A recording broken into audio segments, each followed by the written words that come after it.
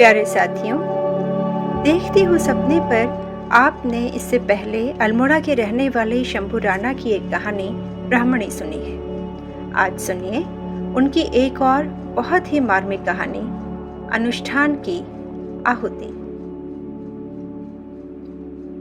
JD बाबू के लिए शराब पीना एक अनुष्ठान था, लेकिन बीते एक साल में वे इसे लेकर जिस तरह बदले थे वो डराने वाला था। आज विश्वास करना मुश्किल होता है कि जनार्दन बाबू कभी ऐसे न थे जैसे अब हो गए हैं। लगभग साल भर पहले कुछ और ही आदमी थे। उनकी कई जानने वालों को आज भी यकीन सा नहीं होता कि वे इतने बदल गए हैं। तब वाले जनार्दन बाबू की तलाश आज भी कईयों को रहती है, लेकिन लगता नहीं कि पुराने जेडी बाबू से दोबारा मुलाकात हो पाएगी। साल सवा साल का अनुभव यही कहता है। न चाहते हुए भी मजबूरन मानना पड़ता है कि अब यही जनार्दन बाबू हैं और ऐसे ही हैं। जनार्दन बाबू शराब पहले भी पीते थे, कोई नई बात नहीं थी। हफ्ते में 2-3 दिन लेते थे, कभी कभी पूरा हफ्ता बिना पिए भी रह जाते, छूते तक नहीं थे। उनका मानना था कि नशे पर निर्भरता ठीक नहीं, बीच बीच में अपने आप को चेक करते रहना चाहिए। सहकर्मियों के बीच कभी पीने पिलाने की बात चलती तो मिसाल उन्हीं की दी जाती कि यार पीते तो अपने जेडी बॉस हैं, सलीका उन्हीं को है, हमें तो एक दिन शराब पी जाएगी। घर से बाहर जनार्दन बाबू किसी भी हालत में शराब नहीं पीते थे, पार्टी समारोह में भी नहीं। उनके पड़ोसियों तक को उनके इस शौक के बारे में पता नहीं था।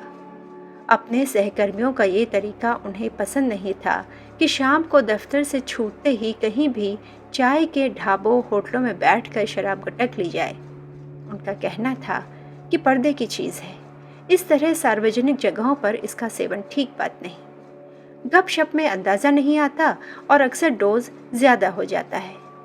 किसी के घर वाले आदमी का लड़खड़ाते हुए घर लौटना पसंद नहीं करते हैं। उन्हें समाज में शर्मिंदगी का सामना करना पड़ता है। घर में हुज्जत होती है, बाहर 10 लोगों की नज़र पड़ती है, 10 कहानियाँ बनती हैं। घर में बैठकर आराम से लिमिट की लो तो किसी को एतराज़ भी नहीं होगा। और यार जब तक पीने में इत्मीनान ना हो तो मज़ा ही क्या रहा।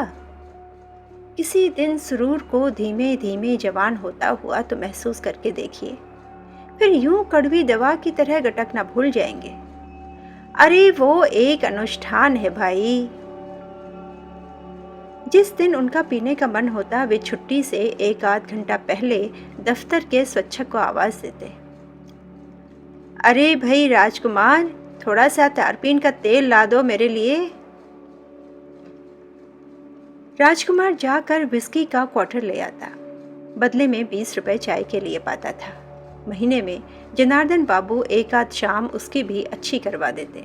घर पहुंचकर हस्बे मामूल टीवी के आगे बैठकर 2-3 कप चाय सुड़कने के बजाय पहली ही चाय के बाद अपने कमरे में चले जाते। इससे उनके मूड का अघोषित ऐलान हो जाता। फिर पत्नी और बच्चे उनके एकांत में खलल नहीं डालते थे। जनार्दन बाबू ढेर सारा सलाद काटकर प्लेट में कलात्मक तरीके से सजाते, गिलास को खूब रगड़ रगड़ कर धोते और पुराने अखबार से देर तक चमकाते। पैक बनाने के बाद उसे कुछ देर बड़ी हसरत भरी निगाहों से निहारते। होठों से लगाने से पहले शराब में उंगली डुबोकर हवा में छींटे उड़ाते हुए कुछ बुदबुदाते। ये कार्यक्रम 1.5-2 घंटे तक चलता। इस दरमियान ऑफिस से लाई कोई फाइल निपटा देते या हल्का फुल्का पढ़ लेते। 3 लीगल पैक पीते थे। चौथा पैग उन्होंने कभी पिया ही नहीं था। पीने के बाद परिवार के साथ बैठकर खाना नहीं खाते थे। पत्नी उनका खाना ले आती। खाने के कुछ ही देर बाद नींद और सुरूर उन पर हावी हो जाते, गहरी नींद आ जाती। सुबह मुंह अंधेरे उठकर वे परिवार को पहली चाय पिलाते और खुद लंबी सैर पर निकल जाते। पत्नी से उन्हें यही एक शिकायत रही कि उन्होंने इस सैर में एक दिन भी उनका साथ नहीं दिया। अपनी तंदुरुस्ती का राज वे इसी नियमित सैर को मानते थे। अक्सर कहा करते थे कि इस आदत ने उन्हें सेहत के अलावा कई अच्छे दोस्त भी दिए जो कई बार बड़े मददगार साबित हुए। दफ्तर में जनार्दन बाबू उम्र में सबसे वरिष्ठ थे और तजुर्बेकार भी। उन्हें लंबा अनुभव था। एक से एक खग्गाड़ ऑफिसरों और काइया बाबुओं के साथ काम कर चुके थे। उन्हें फाइलों का कीड़ा माना जाता था। दफ्तर में उनका बड़ा मान था। बड़ा साहब भी, जो कि नया नया नौकरी में आया था, किसी महत्वपूर्ण फाइल पर दस्तखत करने से पहले उनकी राय जरूर पूछता था। सहकर्मी मुंह सामने उन्हें बाबूजी और पीठ पीछे जेडी बाबू या जेडी बॉस बुलाते थे। जनार्दन बाबू 55-56 की उम्र के हो चले थे। उम्र के हिसाब से उनकी सेहत एकदम दुरुस्त थी। आंख, कान, घुटने सब फिट। बकौल उन्हीं के सारी इंद्रियां सुचारू पूर्ण ढंग से काम कर रही थीं। सर के बाल हल्के से उड़ गए थे और कभी कभार बढ़ जाने वाले रक्तचाप के सिवाय उन्हें कोई दिक्कत नहीं थी। मिजाज से विनम्र और थोड़ा कम बोलने की आदत थी। उनका कभी किसी से कोई विवाद नहीं रहा था। किसी के काम में कभी बेवजह अड़ंगा नहीं लगाया। अपने काम से मतलब रखा। जितना बन पड़ा दूसरों की मदद की। उनका हर काम चाक चौबंद होता और टेबल करीने से सजी रहती। हर तरह से सुखी और संतोषी आदमी थे। उन्हें अपने जीवन से कोई शिकायत न थी। हाँ, कभी कभार बेटे को लेकर फिक्रमंद रहा करते थे। बेटा 1-2 साल से पढ़ाई पूरी करने के बाद नौकरी की तलाश में भटक रहा था। वे कई बार सहकर्मियों से अपनी इस चिंता को साझा किया करते थे कि न जाने ये लड़का अपनी जिंदगी में क्या करेगा। बेवकूफ़ी की हद तक सीधा है। बच्चे तक इसे उल्लू बना जाते हैं। ज़रा भी व्यवहारिक नहीं है। बस यही एक रोना है। बाकी सब ईश्वर ने दिया, बहुत दिया। कभी कभी जनार्दन बाबू कहते, यार सोचता हूँ कि रिटायरमेंट के बाद छोटी सी दुकान खोल लूँगा, रोज़मर्रा के घरेलू सामान की। घर से लगा हुआ गैराज भी खाली पड़ा है। काफ़ी बड़ा मोहल्ला है हमारा। अपना गरीब खाना भी तो मेन रास्ते में है। आखिर इस लड़के का भी तो कुछ इंतज़ाम करना पड़ेगा। खुद गद्दी पर बैठा रहूँगा और बेटा ग्राहक संभाल लेगा। आप लोगों की क्या राय है? सहकर्मी उनका हौसला बढ़ाते, सर आइडिया बहुत अच्छा है आपका, और आप देखिएगा दुकान खूब धड़ल्ले से चलेगी आपकी। 2-3 नौकर तो रखने ही पड़ेंगे आपको। और बेटे के लिए आप दुकानदारी जैसा छोटा सपना क्यों देखते हैं? पढ़ा लिखा होनहार बच्चा है, उसका अपना भविष्य है। आप बेकार में ज़रूरत से ज़्यादा चिंता करते हैं। हाँ, अपने समय के सदुपयोग के लिए आप ज़रूर दुकान खोलिए। ऐसी बातें सुनकर वे बड़ी ही राहत महसूस करते। उनका चेहरा खिल उठता। एकाएक उनका मूड बड़ा अच्छा हो जाता। हाँ यार, आप लोग ठीक कह रहे हैं। पता नहीं मुझे कभी कभी क्या हो जाता है, बड़ा नेगेटिव सोचने लगता हूँ। खैर छोड़ो, हटाओ। फिर जनार्दन बाबू पूरे स्टाफ के लिए चाय के साथ समोसे भी मंगवा लेते। फिर हफ्तों महीनों तक इस तरह की कोई बात उनके मुंह से सुनने को नहीं मिलती थी। जनार्दन बाबू गंडे, ताबीज, ज्योतिष वगैरह के घोर विरोधी थे। इन सब का मजाक उड़ाने का कोई मौका नहीं चूकते थे। कीमती नगों के बारे में उनका कहना था कि इन रंगीन पत्थरों में मनुष्य का भाग बदलने की ताकत होती तो दुनिया के अनगिनत राजवंशों का नाम यूं न मिट गया होता। राजाओं के पास भला हीरे जवाहरात की क्या कमी? वही जनार्दन बाबू एक दिन जब नग जड़ी सोने की अंगूठी धारण किए नजर आए तो स्टाफ में किसी ने हिम्मत करके पूछ ही लिया, ये कौन सा नग है बाबूजी? पुखराज है शायद, फब रही है अंगूठी आप पर। इसी बीच बनवाई गई लगती है। जनार्दन बाबू एकदम से सटपटा से गए। अरे वो क्या कहें यार, बस जानते ही हो, पत्नी की जिद के आगे सभी को हार माननी पड़ती है। उन्होंने हंसने की कोशिश की। मैंने भी पहन ली कि कभी सफर में जेब कट गई तो इसी को बेच बाच कर घर तो पहुंच जाऊंगा। और सुनाओ कुछ नया ताजा। तुम यार लंच में भिंडी नहीं लाए बहुत दिन से, हमसे तो वैसे बनती ही नहीं। 2-1 महीने बाद जनार्दन बाबू फिर किसी बहाने बेटे का किस्सा लेकर बैठ जाते। उसके भविष्य को लेकर चिंता करने लगते। वे जब भी इस बात का जिक्र सहकर्मियों से करते तो खुद को अकेला पाते। सभी लोग एक मत होकर उन्हें समझाते कि वे नाहक जरूरत से ज्यादा चिंता करके खुद के लिए तनाव पैदा कर रहे हैं। उन्हें कोई जवाब देते न बनता तो बात को यूं खत्म करके चुप्पी साध लेते। मानता हूँ मिश्रा जी, आपकी बात 16 आने सच है, पर इतना तो आप भी मानेंगे ना कि एक पिता होने के नाते थोड़ी बहुत चिंता तो होती है। समय कैसा चल रहा है आप देख ही रहे हैं।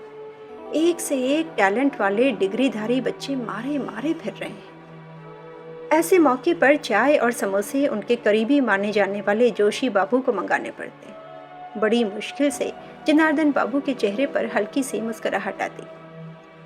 उस दिन सारे स्टाफ के बीच यही चिंता और चर्चा थी कि आज जेडी बाबू कहाँ रह गए। न अर्जी, न कोई फोन। उनके रिकॉर्ड को देखते हुए ये बड़ी अनहोनी सी बात थी। जनार्दन बाबू ठीक समय पर दफ्तर पहुंचने के लिए विख्यात, बल्कि कहे तो कुख्यात थे। उनकी वजह से दूसरों को भी लेट लतीफ़ी का मौका नहीं मिल पाता था।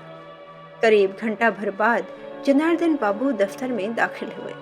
सहकर्मियों की ओर से पहला सवाल यही हुआ कि सब कुशल तो है। उन्होंने मुस्कुराते हुए इशारों से समझाया कि हाँ, सब ठीक है, यूं ही जरा देर हो गई।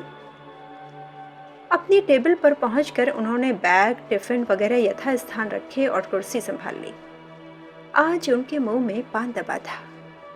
इसी ओर इशारा कर किसी ने उन्हें छेड़ने की नीयत से कहा, क्या बात है सर, आज तो मुंह की शोभा देखते ही बनती है। पान बनारसी है या मगही? उन्होंने मुस्कुराते हुए कंधे उचकाकर अनभिज्ञता जताई। जनार्दन बाबू पान खाते ही नहीं थे। सभी को यही लगा कि शायद किसी परिचित ने जिद करके पान खिला दिया। बात हंसी मजाक में टल गई। सब अपने काम में लग गए। जनार्दन बाबू की दाहिनी ओर जोशी बाबू बैठते थे। जनार्दन बाबू के हम उम्र और उनसे एक आध साल जूनियर। दोनों की आपस में खूब घुटती भी थी। दोनों काफी वरिष्ठ थे और बाकी स्टाफ से जरा फासले पर बैठते थे। जनार्दन बाबू ने जोशी बाबू को जरा करीब आने का इशारा किया और खुद भी थोड़ा उनकी ओर झुके। यार जोशी, आज मुझसे एक बड़ी गड़बड़ हो गई। माफ करना यार, गलती हो गई। कहो तो सीएल लगा कर घर चला जाऊं। अभी मैंने रजिस्टर में दस्तखत भी नहीं किए हैं। जोशी बाबू को गंध आ चुकी थी। उन्होंने अपनी हैरानी और अविश्वास को बमुश्किल छिपाया। बैठे रहिए आराम से, फिट हैं आप, एकदम नॉर्मल हैं। आप बताते नहीं तो मुझे पता भी नहीं चलता। आप परेशान मत होइए, उस बारे में सोचिए ही मत।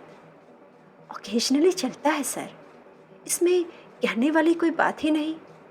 संयोग से आज बॉस भी बाहर है, आप बेफिक्र रहें।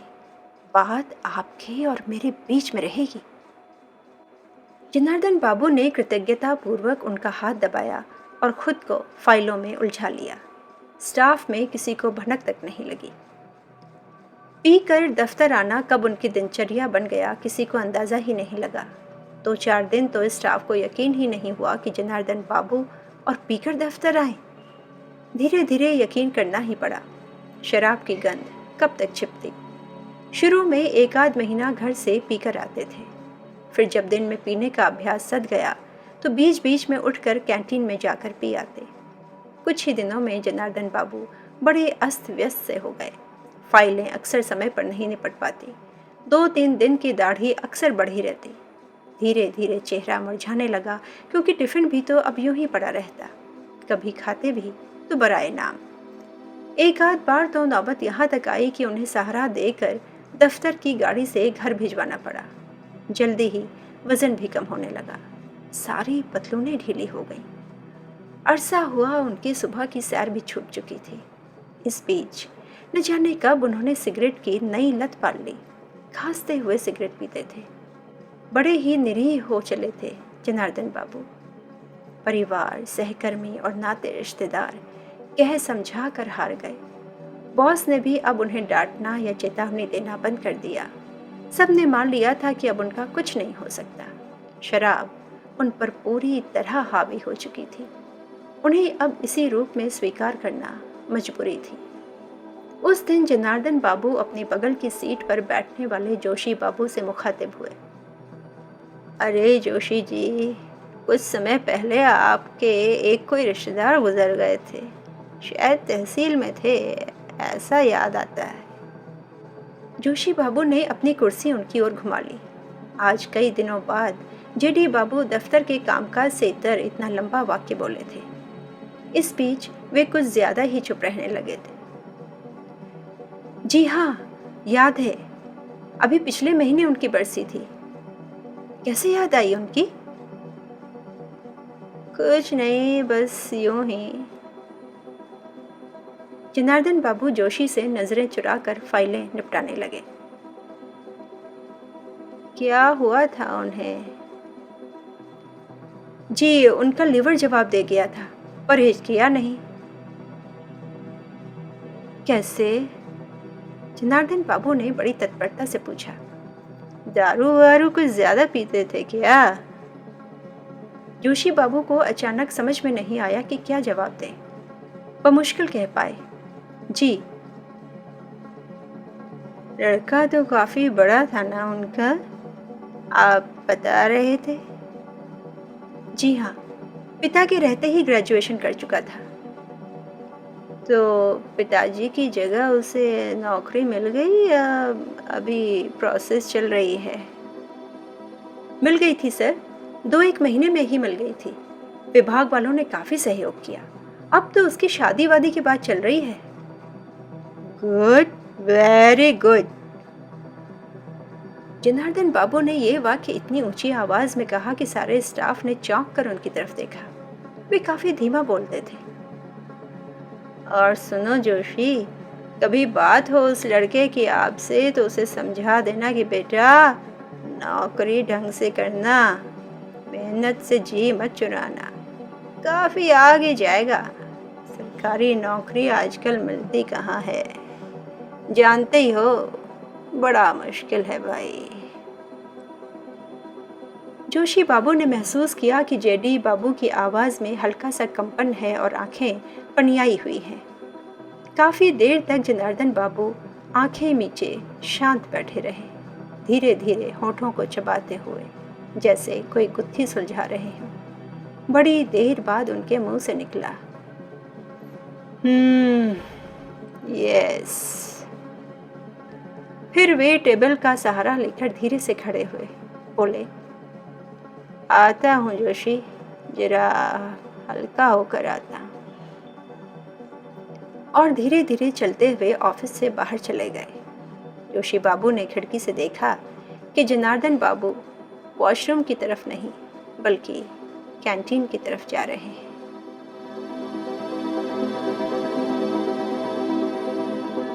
आप सुन रहे थे शंभू राणा की कहानी अनुष्ठान की आहुति।